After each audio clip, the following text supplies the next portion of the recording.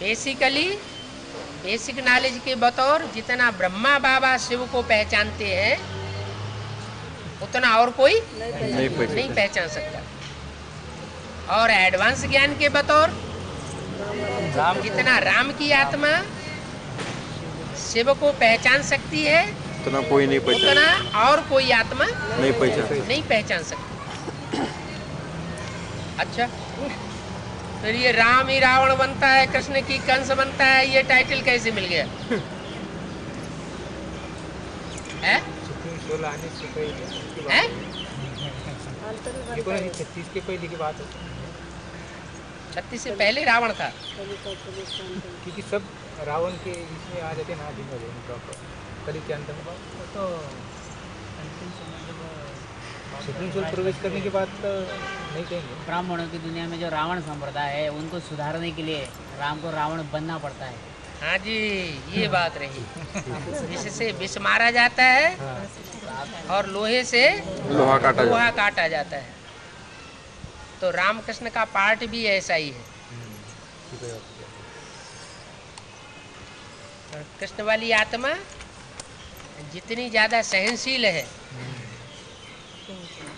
और सहनशीलता का पार्ट बजाती है, उतना ही फिर जो माता के रूप में बहुत सहनशील है वो ही फिर शूटिंग के अंतिम समय में देवियों में प्रवेश करके, जगदम्बा में प्रवेश करके असुर संहारणी का भी पार्ट बजाती है। क्या जो असुर हैं उनका संहार कैसे होगा? असुरों का संहार शिव करेगा क्या? नहीं, आत्माओं का हिसाब किताब मनुष्य आत्माओं के साथ है ना, शिव के साथ तो नहीं है। तो शिव निमित्त नहीं बन सकता, उसको तो अपना शरीर ही नहीं है। वो जिनमें प्रवेश करता है वो आत्माएं ही मुकर्रर और टेम्परेरी रहते, वो ही निमित्त बनते हैं। सारी सृष्टि में से असुरों का दमन करने के लिए, और वो भी लास्ट जन्म में जाके बनते हैं। क्या 63 जन्मों में वो आत्माएं जितना ईश्वरीय कायदे कानूनों पर चलती है उतना दुनिया की और कोई आत्मा ईश्वरीय कायदे कानूनों पर नहीं चल सकती।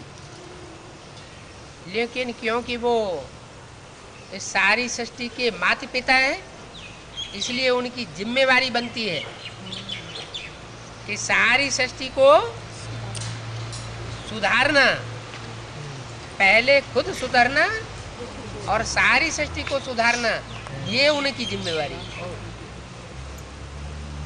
तो अंत में आकर के उन आत्माओं को ये रूप धारण करना पड़ता है। इसलिए मुरली में कहते हैं, बच्चे तुम्हारा बाप आया हुआ है, तुम्हारा बाप आया हुआ है।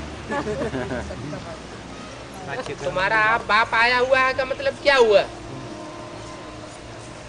माने इब्राहिम बुद्ध क्राइस्ट का बाप आया हुआ है, उनका भी बाप है, देवताओं का भी बाप है और असुरों का भी बाप है। असुरों को महाअसुर बन करके सुधारता है और देवताएं तो बोल दिया मुरली में, क्या बोला है? जो देवताएं हैं वो इशारे से समझते हैं,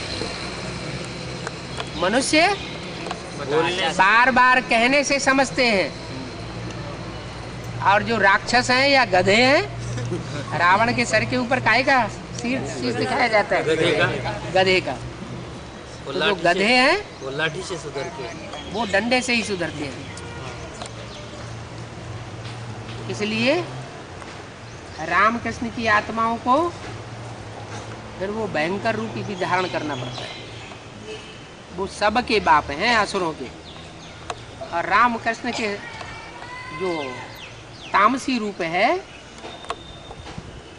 वो कंस और रावण गाया हुआ है।